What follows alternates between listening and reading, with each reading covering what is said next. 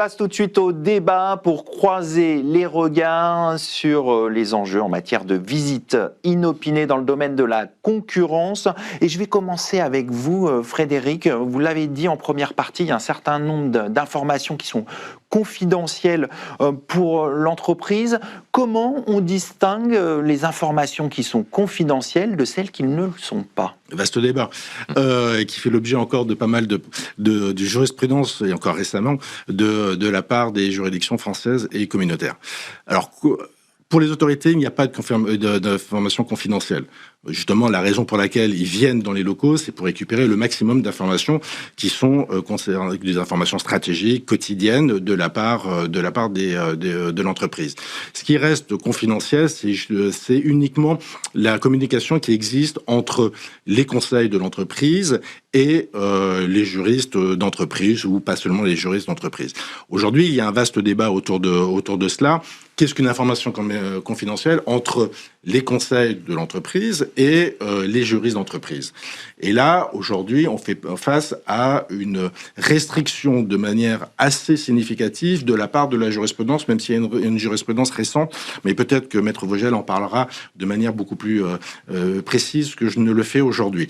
Globalement, aujourd'hui, de manière un peu schématique, les juges estiment que tout ce qui ne relève pas du dossier n'est pas une information confidentielle. Donc tout ce qui a été ex-ante et qui ne concerne pas le dossier ne relève pas de l'information confidentielle. D'accord. Et ce n'est qu'après la perquisition que s'il y a des échanges entre l'entreprise et le conseil qui est couvert, et ça concerne bien le dossier, est couvert par la confidentialité. Donc en fait, c'est le serpent qui se mange la queue. Ça, c'est un peu aberrant. Le premier coup est parti du Conseil d'État, qui en mars 2024 avait sorti un arrêt suite à une saisine des avocats du barreau de Hauts-de-Seine, et la décision a été rendue par Madame de Silva, qui était précédemment la présidente de l'autorité de la concurrence. Et puis récemment encore, il y a deux arrêts qui ont été rendus, un par la chambre commerciale et un par la chambre criminelle. La chambre commerciale, je peux en parler parce que ça concernait Suez, sur un dossier qui aujourd'hui est clôturé par la DGCCRF. Qu'est-ce qu'elle dit ? Grosso modo, ils vous disent ce que je vous ai dit, c'est-à-dire que alors là, c'était un cas très particulier, parce qu'il y avait un certain nombre d'informations de documents qui étaient vraiment confidentiels, et la DGCRF demandait à ce qu'ils soient déconfidentialisés pour rentrer dans le périmètre du contentieux. Et nous, on disait, non, à partir du moment où vous les déconfidentialisez, ils sont accessibles à la DGCCRF. Nous, on estime qu'ils sont confidentiels, donc ils ne doivent pas être connus de la DGCCRF. Et la DGCCRF nous répondait l'inverse. Devant la cour d'appel, le juge l'avait compris et avait dit il y a plus de 2000 documents qui doivent être confidentialisés. La DGCRF ne nous ayant pas expliqué pourquoi ils doivent pénétrer le périmètre du dossier. Et nous avions répondu ce que je viens de vous dire, c'est-à-dire à partir du moment où on les déconfidentialise, la DGCCRF en a connaissance. Le juge nous avait écoutés devant la cour d'appel, et la cour de cassation nous dit non, c'est l'entreprise qui doit motiver sa demande et pas l'inverse. Alors que c'était une demande de la DGCCRF. Comment vous expliquez cette décision ?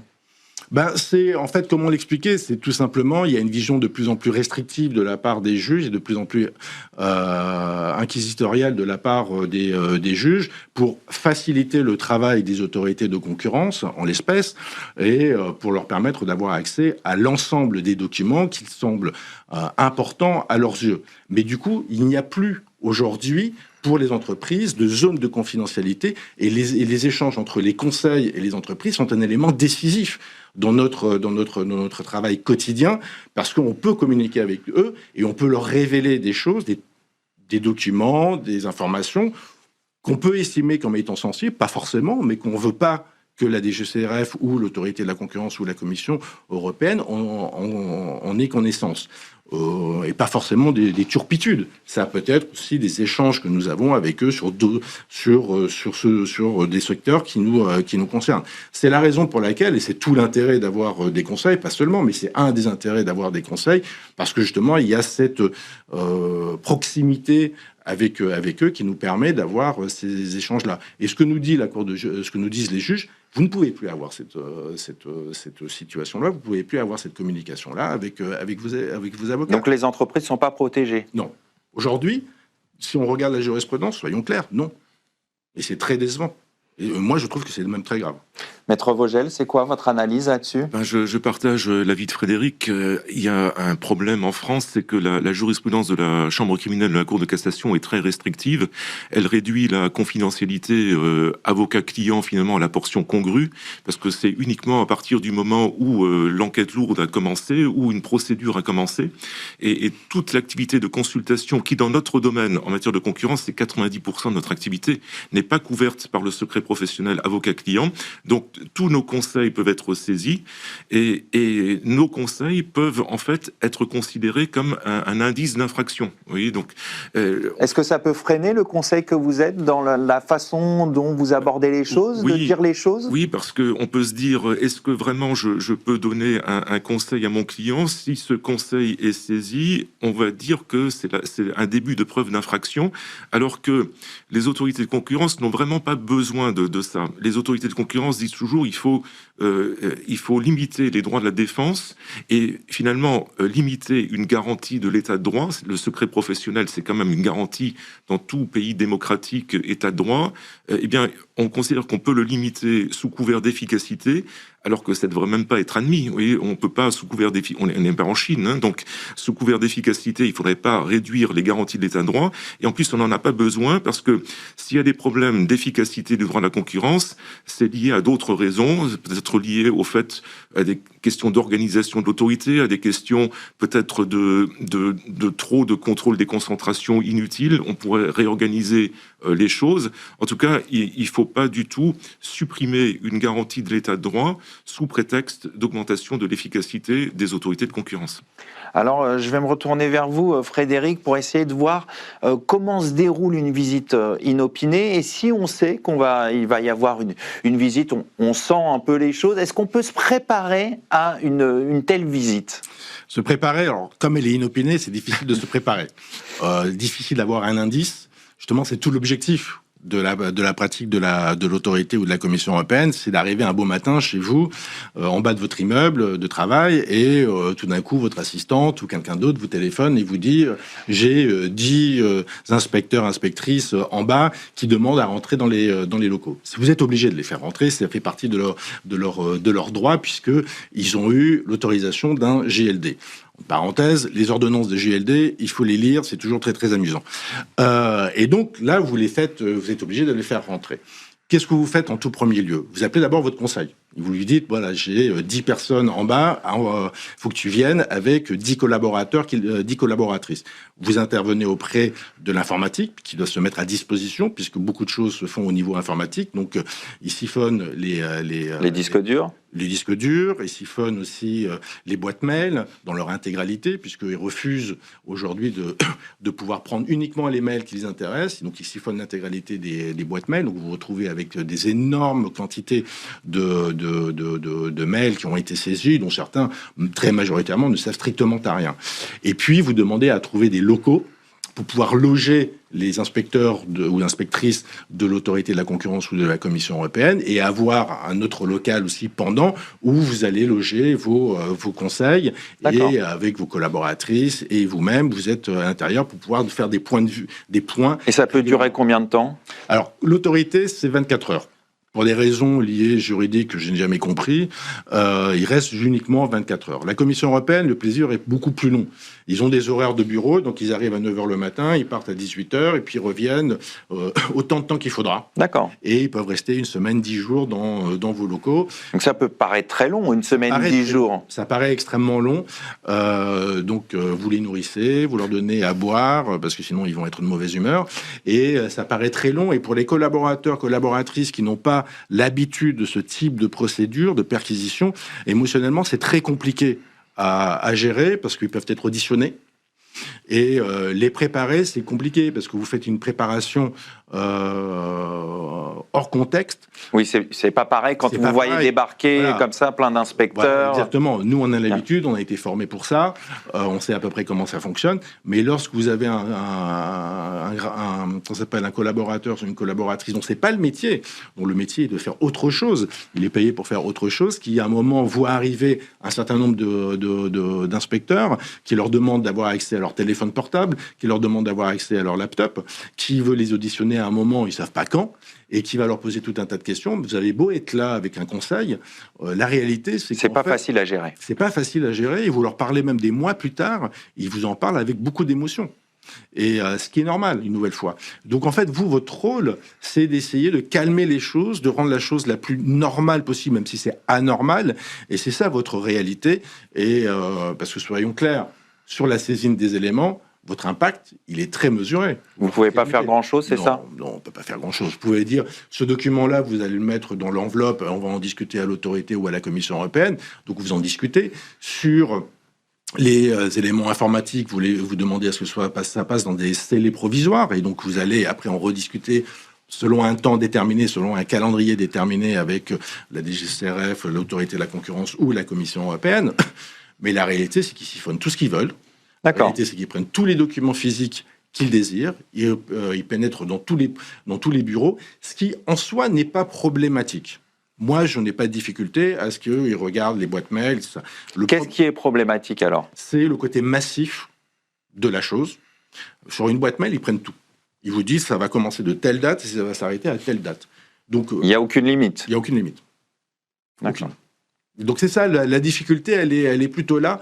Moi, lors de la dernière perquisition, donc ça a été clôturé, comme je l'ai dit tout à l'heure, la DGCCRF ayant estimé qu'il n'y avait pas d'éléments probants. Comment ça s'est passé alors? Ils nous ont pris 3 millions de gigaoctets 3 millions de gigaoctets. Ouais, de gigaoctets. Et ça a pris plusieurs jours pour qu'on puisse faire tout remonter.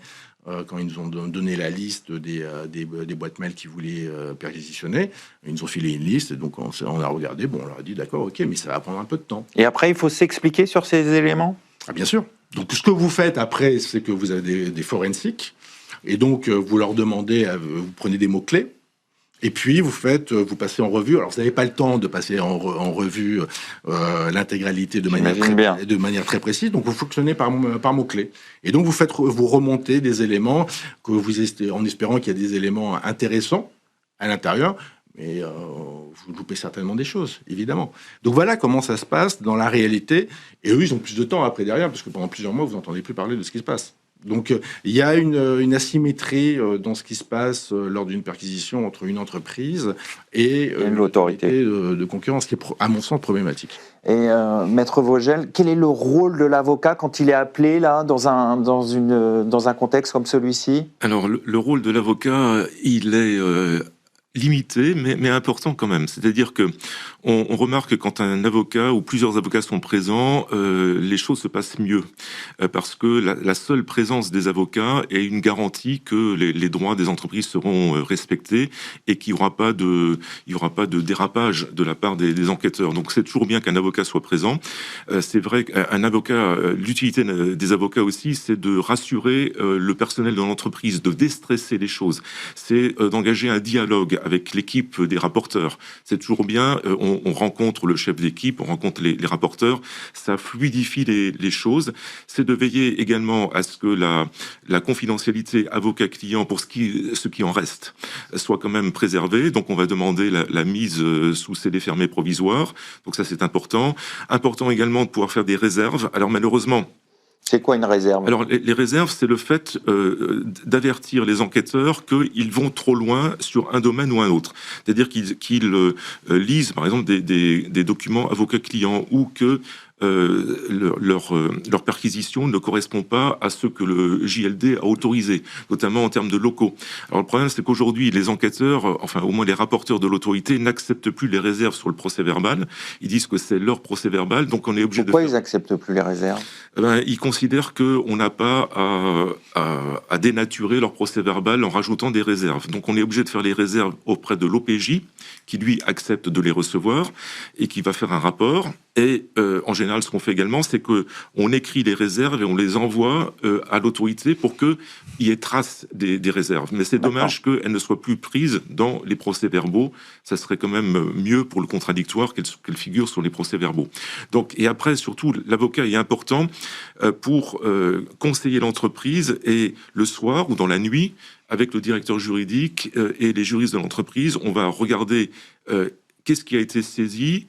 Est-ce que on va analyser l'ordonnance, la requête et l'ordonnance, et on va se dire, est-ce que c'est vraiment très grave, ou est-ce que, est très grave, est-ce qu'on doit faire une clémence, par exemple une clémence additionnelle, ou bien est-ce que finalement le dossier est vide ou pas conclusif, et donc on va se défendre tout simplement, et puis on va envisager les recours.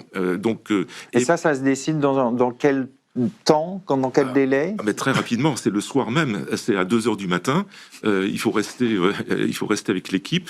Ça fait une grande journée. Ah oui, quand c'est des enquêtes françaises, c'est des longues journées. Quand des enquêtes européennes, comme l'a dit Frédéric, ça dure 2-3 jours, c'est mieux. Mais et on décide de ce qu'on fait. On décide éventuellement de faire une enquête, de faire un audit forensique, et ça coûte beaucoup d'argent. Et c'est également un peu dommage qu'en France on fasse des saisies globales de messagerie, de disques durs, et qu'on sélectionne pas les pièces, parce que ça coûte plusieurs centaines de milliers d'euros parfois. Moi j'ai eu une affaire récemment où on nous a saisi 2 millions de fichiers. Vous voyez, 2 millions de fichiers. Voilà. Donc c'est beaucoup de travail, mais ce travail il faut le faire. On prend des décisions et puis on exécute les décisions qu'on a prises. Vous l'avez dit, Frédéric, une visite inopinée, une perquisition, c'est un événement marquant pour les collaborateurs. Est-ce qu'il y a des formations ou des moyens de sensibiliser les collaborateurs, même si on ne sait pas si l'événement va arriver, mais est-ce que c'est bien de le faire, de les former, de les sensibiliser sur ces questions? Bien sûr. Moi, à titre personnel, je le fais. Je leur explique ce qu'est une perquisition, comment ça peut se passer. Je leur donne aussi des réflexes. Si ça se fait, Suez est très implanté, par exemple, hors de Paris, hors de l'Île-de-France. Donc, j'ai pas forcément tout de suite l'accès au lieu. Ça prend toujours un peu de temps. Les conseils que vous choisissez aussi. Donc, il faut leur donner les premiers réflexes, comment ils doivent se comporter. Donc, c'est l'objet de formation interne que vous faites. Donc, ça peut prendre différents formats. Ça peut être une vidéo. Nous, on a fait ce choix-là. Donc, on fait une vidéo que l'on communique pour leur expliquer, voilà ce qu'il faut faire, voilà ce qui se passe. Appelez-nous, on va vous envoyer des avocats. Collaborer. Attention quand il y a des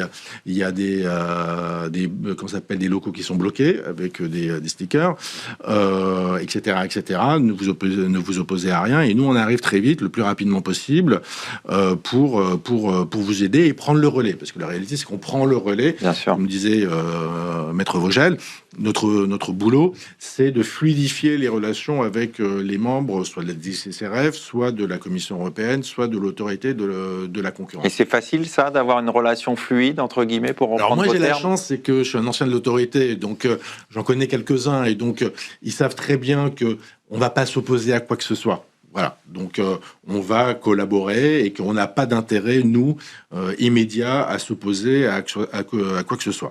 Donc oui, on arrive à fluidifier, et j'aurais même un conseil à donner aux entreprises et aux directeurs, directrices juridiques, c'est ne pas s'opposer. Vous allez créer une tension totalement inutile qui va durer dans les mois, dans les années qui suivent. Vous allez passer pour l'entreprise qui s'y est opposée, et encore aujourd'hui, par exemple, devant l'autorité, il y a des contentieux sur des gens qui ont mené une politique qui, à mon sens, n'est pas du tout constructive et même contre-productive. Donc ne faisons pas cela. Ne pas s'opposer, mais est-ce qu'il faut ouvrir tout? Vous n'avez pas le choix. Vous n'avez absolument pas le choix, puisque quand vous prenez l'ordonnance du JLD, vous voyez l'étendue de leur intervention. Et quel est l'intérêt immédiat d'une entreprise de s'opposer? Non, c'est ce que disait Maître Vogel, c'est très vite, vous réfléchissez à la stratégie que vous allez mettre en place. Est-ce qu'on va faire une clémence?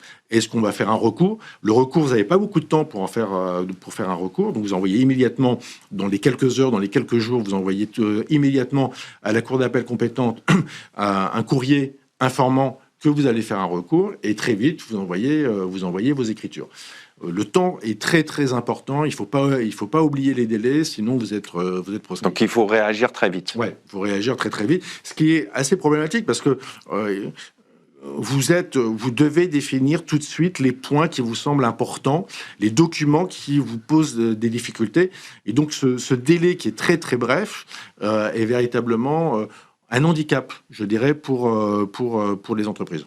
Alors, Frédéric vient de dire qu'il faut réagir vite. J'imagine que là, le rôle de l'avocat, du conseil, est extrêmement important pour penser, adapter la stratégie, bien sûr, avec le directeur juridique. Comment ça se passe? Déjà, on n'a que 10 jours après la notification de l'ordonnance pour faire le recours à la fois contre l'autorisation de perquisition et contre le déroulement. Donc, on réfléchit pas trop. En général, nous, on le fait parce qu'on se dit, il suffit d'aller au greffe du tribunal judiciaire pour enregistrer les 2 recours. On les fait à titre conservatoire et puis on voit après si on a de quoi nourrir les recours. D'accord. Parce que le recours n'a pas besoin d'être motivé, il est motivé, comme l'a dit Frédéric, par la suite. Et donc ça nous laisse le temps d'étudier le dossier, de lancer les analyses forensiques et de voir tout ce qu'on peut faire comme reproche, soit à l'autorisation, soit au déroulement. Mais au moins, on lance les opérations. On lance les opérations, oui, sans réfléchir davantage, parce que 10 jours, ça passe très très vite. Hein. Donc, en 10 jours, vous n'avez pas le temps d'avoir une opinion définitive sur le dossier. Donc, il vaut mieux lancer les recours. On peut s'en désister sans problème si on voit que finalement, on n'a rien à dire contre l'ordonnance d'autorisation ou si on n'a rien à dire contre le déroulement. Mais en général, on a quand même des choses à dire. Et j'imagine qu'on échange beaucoup avec la direction juridique de l'entreprise. Oui, la direction juridique est vraiment notre partenaire et on travaille en confiance avec elle. C'est grâce parce que la direction juridique de l'entreprise connaît mieux l'entreprise naturellement que nous et elle est susceptible aussi de convaincre les collaborateurs de donner un maximum de documents. Elle est indispensable dans ce travail qui a lieu post-opération de visite et saisie.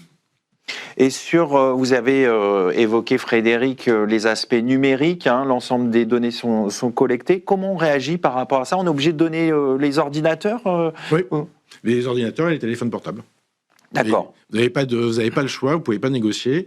Alors les avocats sont présents, mais lorsque vous faites aujourd'hui, il y a des perquisitions pénales.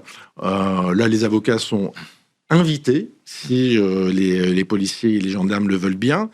Et là, vous revoyez pas votre matos.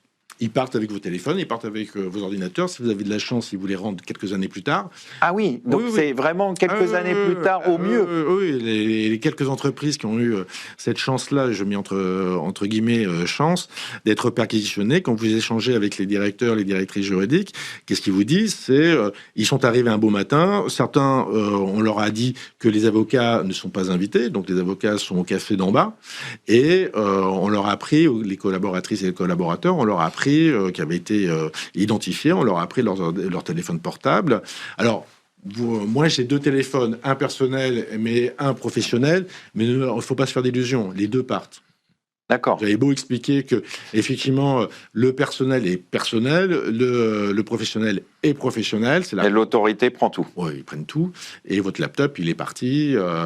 Voilà. Donc, c'est très, très invasif. C'est pour ça que les gens, une nouvelle fois, quand vous êtes juriste, vous savez comment gérer la situation. Pour les collaborateurs qui ne sont pas juristes, c'est beaucoup plus difficile parce que c'est extrêmement invasif. Si en plus ils vous font des perquisitions à domicile, de votre voiture, de votre résidence secondaire, c'est encore pire. Et ça arrive pour les membres de la direction, c'est ça? Oui, moi j'ai connu des situations, pas chez Suez, mais quand j'étais collaborateur en cabinet d'avocat, moi j'ai vu des entreprises dont les collaboratrices ont vu leur voiture, ont vu leur résidence secondaire, leur grange perquisitionnée parce qu'ils ont estimé qu'il y avait un risque que des informations, des documents soient logés là-bas. Donc, alors ça c'était basé sur peut-être que je dis une bêtise, mais c'était basé sur l'expérience parce que dans un dossier, ils avaient trouvé des documents d'une entreprise sous le matelas des lits des enfants. D'accord. Dans la résidence secondaire. Donc c'était arrivé une fois, du coup il y avait cette pratique qui s'est un peu généralisée. Effectivement, les mecs commencent à être un peu malins ou commencent à déloger les documents, donc on va les installer ailleurs. Donc, non, c'est très invasif et émotionnellement, c'est difficile, compliqué à gérer pour les personnes concernées. Et Maître Vogel, il n'y a pas des garanties, des droits contre cela? Qu'est-ce qu'on peut faire? Il y a beaucoup d'obligations et peu de droits. Alors, si on prend les différents types d'enquêtes, en cas d'enquête simple, on a le droit d'être assisté par un avocat. Souvent, les entreprises ne le savent pas, mais c'est un droit. Même en enquête simple, on peut être assisté. On a le droit de dire que ils ne peuvent pas faire la fouille, la pêche aux informations. Donc, il faut qu'ils posent des questions précises sur des documents précis, même s'ils ont tendance à vouloir un peu Tout prendre. Tout prendre, ouais. Poser des questions même sur dans tout. l'enquête simple. Voilà. Donc il faut un peu. Alors c'est pour ça que c'est bien d'avoir un avocat ou un juriste qui peut un peu recadrer en disant non, vous pouvez pas demander 2 millions de documents en enquête simple. Il faut préciser vos questions. En enquête simple, malheureusement, on n'a pas de droit à un recours contre l'enquête simple. Même à la rigueur, si on vous demande 2 millions de documents en enquête simple, ben, vous êtes obligé de les donner, d'engager un forensic. Nous, ça nous est arrivé, parce qu'on a eu la demande pendant le Covid de fournir sur 10 ans les mails envoyés et reçus de 20 personnes. Vous imaginez? C'est énorme, sur 10 ans, c'est gigantesque. C'est gigantesque. Donc on a dû le faire, on a protesté, malheureusement on n'a pas été entendu non plus par la cour d'appel qui a toléré ce genre de pratique. Donc ça c'est l'enquête simple. On a le droit en enquête simple aussi d'envoyer dans le mois qui suit une version non confidentielle si on veut protéger des secrets d'affaires. Bon. Donc ça c'est intéressant.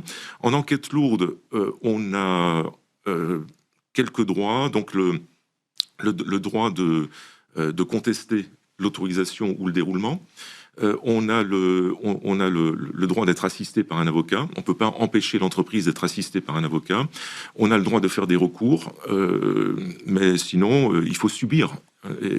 Voilà. Et là, on a encore moins de droits. C'est comme le disait Frédéric, c'est l'enquête pénale de concurrence, puisque là, comment ça se passe? L'enquête pénale, c'est une enquête autorisée par un juge d'instruction qui va donner une commission rogatoire aux agents de l'autorité pour intervenir avec des officiers de police judiciaire et un représentant du ministère public chez vous. Et donc, il y a des cas dans lesquels les avocats ne sont même pas tolérés. On va leur dire non, maître, vous n'avez rien à faire ici, c'est une enquête pénale. Donc ça paraît fou quand même qu'il n'y ait pas d'avocat. Ben oui, mais c'est comme ça. Alors parfois, il y a une tolérance de la présence d'un avocat, ou bien on dit aux avocats bon, ben, vous allez dans un bureau à part et le procureur, s'il est assez sympathique, vous rend compte de ce qui se passe. Mais ça dépend vraiment de la bonne volonté du parquet et des enquêteurs. On n'a pas le droit d'être assisté par un avocat. Ni même lors des premières auditions. Il faut attendre d'être mis en examen pour avoir, lors des auditions, d'être assisté par un avocat. Donc ça, c'est quand même assez ennuyeux. Il n'y a pas de recours immédiat contre la perquisition, ni contre son déroulement. Il n'y a pas de protection du secret des affaires. Donc tous vos concurrents, lorsqu'ils seront mis en examen, ils auront connaissance de tout vos secrets d'affaires. Donc c'est quand même assez mal fait. Et c'est la raison pour laquelle nous pensons que l'utilisation du droit pénal n'est pas faite pour le droit à la concurrence. Le droit pénal ne devrait pas intervenir en matière de concurrence, parce que sinon c'est un moyen de contourner toutes les garanties du Code de commerce. Donc nous y sommes totalement opposés. Alors Frédéric, vous avez parlé de la communication tout à l'heure. On va parler des suites d'une visite inopinée. Comment on gère l'après ? L'après, c'est alors ce qu'on disait tout à l'heure, c'est d'abord les recours. C'est regarder un peu ce qu'ils ont pris pour essayer de comprendre s'il y a des choses qui peuvent poser des difficultés ou pas. Si on a des éléments qui tendent à démontrer qu'en fait, on ne comprend pas très bien l'objet de la perquisition, si on estime que le dossier finalement ne pose pas de difficultés, voire même qu'il est vide, ça arrive assez fréquemment. Donc c'est ce genre d'étapes que vous avez et qui sont absolument indispensables. Indispensables aussi en interne pour pouvoir communiquer auprès des membres du COMEX et particulièrement de votre directrice, directeur juridique et du directeur général, pour leur dire, bon voilà, on a subi ça, c'était émotionnellement compliqué, mais on estime, alors tout ça, ce travail se fait avec votre conseil, et il se fait aussi avec les membres du forensic, puisque, comme vous avez compris... Il y a une équipe. Voilà, c'est une équipe. En fait, le juriste d'entreprise, sans le travail collaboratif des opérationnels qui ont été fouillés, donc des gens en interne, de ces juristes, des avocats et des membres du forensic, ne peut pas travailler correctement. Ici, il n'a pas ces moyens-là. C'est assez illusoire de penser qu'un travail propre va être fait. Et donc, le travail que vous allez faire, au-delà des recours, mais comme disait Maître Vogel, pas se faire d'illusions, il ne se passe pas grand-chose derrière. Aujourd'hui, il y a une tolérance de la part de la Cour d'appel et de la Cour de cassation qui est assez, à mon sens, problématique, mais ça n'engage que moi personnellement. Et après, vous regardez les pièces pour savoir s'il y a quelque chose à l'intérieur, s'il n'y a pas des choses à l'intérieur, et si le dossier est grave, étayé, s'ils ont trouvé, comme on dit dans notre jargon, des smoking guns, ou si le dossier est vide. Et cette communication est indispensable avec les membres du COMEX, parce que eux doivent savoir quelles sont les conséquences potentielles pour le groupe. Est-ce qu'il y a une menace d'être sanctionné à terme, et si menace il y a, quel montant il y aura? Est-ce qu'il faut provisionner ce montant-là? Combien va coûter le travail des avocats? Est-ce qu'il faut provisionner un montant substantiel ou pas substantiel pour les avocats, pour les économistes si vous avez besoin d'économistes, pour l'équipe de forensique? Donc tous ces éléments-là... Évalue les conséquences et les coûts financiers derrière. Exactement. C'est important que vous ayez, vous, juristes d'entreprise, des moyens pour travailler proprement avec une équipe qui est externalisée, puisque vous n'avez pas tous ces éléments-là, parce que la probabilité que vous soyez perquisitionné est relativement faible. Donc l'intérêt pour une entreprise d'avoir une grosse équipe concurrence à l'intérieur, d'avoir des forensiques et des économistes en interne est relativement marginal. Donc en fait, vous travaillez. Et donc c'est tous ces éléments-là qui doivent être évalués financièrement, et surtout, quel est le coût de l'amende, si amende il y a, quel est le coût réputationnel pour un groupe, et aujourd'hui, la probabilité qu'il y ait des procédures en dommages et intérêts, puisque depuis quelques années, c'est possible, et qui, éventuellement, peut être intéressé par une procédure de dommages et intérêts, puisque les montants vont être absolument... Et en fait, c'est une fourchette de coûts qu'on arrive à déterminer, c'est ça? Très honnêtement, assez compliqué à savoir. Vous pouvez avoir une vague idée en fonction de la gravité des éléments qu'ils ont pris, mais dire que vous arrivez à savoir très tôt combien ça va coûter pour un groupe et quel est le risque de la sanction. Le risque de la sanction, avec l'expertise de vos avocats, vous pouvez très vite savoir si ça va être grave, pas grave, puisqu'il y a un certain nombre de critères qui ont été mis par une communication de la commission et par l'autorité de la concurrence sur la gravité, la durée, la valeur du marché, etc., etc. Vous pouvez avoir une fourchette plus ou moins importante. Le problème que vous avez, c'est que vous, entreprise, pouvez estimer que la pratique n'est pas très grave et que vous vous retrouvez à la fin de la journée avec une décision qui estime que c'est extrêmement grave, mais qui va être infirmée après par la Cour d'appel, voire même par la Cour de cassation. Et donc, mais vous, entreprise, vous êtes obligé de faire l'avance. Bien sûr. Il y a du budget de l'État. Et après, il y a des allers-retours. Bon, bref, et ça, c'est de la cuisine interne. Mais voilà, et on est toujours... le problème qu'on a, ce qui est un peu normal sur les perquisitions, on est en asymétrie en permanence avec l'autorité, ce qui n'est pas problématique en soi. C'est leur travail. Mais je trouve qu'aujourd'hui, cette asymétrie s'est creusée au détriment des entreprises. Alors moi, j'ai un peu d'expérience, ça fait quelques années que je fais du droit de la concurrence, mais je trouve que oui, ça s'est passablement aggravé. Mais voilà ce que vous devez faire auprès de votre direction, des membres du COMEX et votre direction générale, pour les alerter en disant, voilà, ça va être un temps long, voilà ce qu'on doit probablement débourser en conseil, voilà le risque de sanctions, et il y a la possibilité de faire une procédure en dommages et intérêts pour les entreprises qui estimeront qu'elles ont subi un préjudice du fait de la pratique que vous avez mise en œuvre. Joseph, Frédéric évoque l'asymétrie entre les droits et obligations de l'entreprise et les pouvoirs d'investigation des autorités. Comment il faudrait faire évoluer les choses? Vous avez dit un certain nombre de choses sur le droit pénal qui n'a pas sa place dans le droit de la concurrence. Est-ce qu'il y a d'autres choses à creuser, à améliorer? Oui, je pense que il y a eu ces dernières années un peu une dérive du droit des enquêtes. Et je pense qu'il faudrait mettre fin à cette dérive, à la fois dans les enquêtes simples d'ailleurs et dans les enquêtes lourdes. Alors, dans les enquêtes simples, je pense que ce serait bien que l'objet de l'enquête soit quand même précisé et indiqué aux personnes par avance. Alors aujourd'hui, il y a une mention pré-imprimée sur les procès-verbaux disant l'objet de l'enquête a été communiqué, et ça fait foi. Il faudrait mettre fin à cette pratique et dire l'objet de l'enquête est le suivant, pour que les gens soient prévenus par avance sur quoi on va les interroger. Je pense que ce serait bien aussi qu'il y ait une notification du droit de se taire, comme on fait en matière pénale. Ça n'existe pas actuellement. Il faudrait également que, plutôt que l'enquêteur rédige lui-même le procès-verbal et résume ce qui lui est dit, et quand on résume, on peut déformer, même si on a le droit de reformuler. Mais ça serait quand même mieux, comme le fait la commission, que ça soit enregistré avec un enregistrement audio. Donc même dans les auditions, il y a des progrès à faire, et il faudrait un recours également possible contre les enquêtes simples, parce que certaines enquêtes simples peuvent dégénérer, et la directive ECN+, prévoit un recours, mais le droit français n'a pas formaliser ce droit à recours contre les enquêtes simples et il n'existe pas en droit français. Quand vous dites dégénérer, c'est de quelle manière? En fait, par exemple, moi j'ai déjà eu connaissance d'enquêtes simples qui ont été menées sans juriste et sans avocat, dans lesquelles les enquêteurs ont donné une clé USB à une pauvre assistante commerciale en disant Madame, veuillez mettre sur cette clé USB tous les fichiers correspondant au client X. Tous les fichiers, c'est des milliers de fichiers.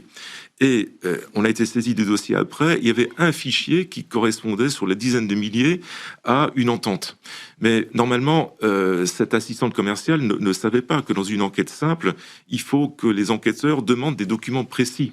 Ils ne peuvent pas faire une perquisition sous-traitée à l'entreprise. Vous voyez, donc je trouve que là, il y a une dérive. Il y a une dérive. Et il faut pouvoir faire un recours contre cette dérive. En matière d'enquête lourde, comme le disait Frédéric, on allait trop loin dans la tolérance de ce que font les autorités. Par exemple, les ordonnances pré-rédigées, ça ne permet aucun contrôle par le JLD, parce que le JLD, il a la requête et il a l'ordonnance de 20 pages ou 30 pages pré-rédigées, il va juste signer, c'est humain. Il a beaucoup de travail, le JLD. Et donc, il faudrait plutôt qu'il y ait une requête, mais pas d'ordonnance pré-rédigée. Comme ça, le JLD pourrait vraiment contrôler est-ce que les conditions sont remplies. Alors moi, j'ai eu une affaire dans laquelle la requête portait sur les produits sanguins et l'ordonnance ordonnait une enquête sur les produits d'épuration. Donc, c'est cocasse. Voilà, le copier-coller avait été mal fait. Le JLD, il n'a rien vu. Vous voyez, et on dit que, actuellement, la Cour de cassation dit que la signature vaut contrôle. C'est pas parce qu'il a signé qu'il a contrôlé. Vous voyez, il y a quand même des progrès à faire. On voit qu'il y a des progrès à faire. On va conclure cette partie là-dessus. Tout de suite, place au cas pratique.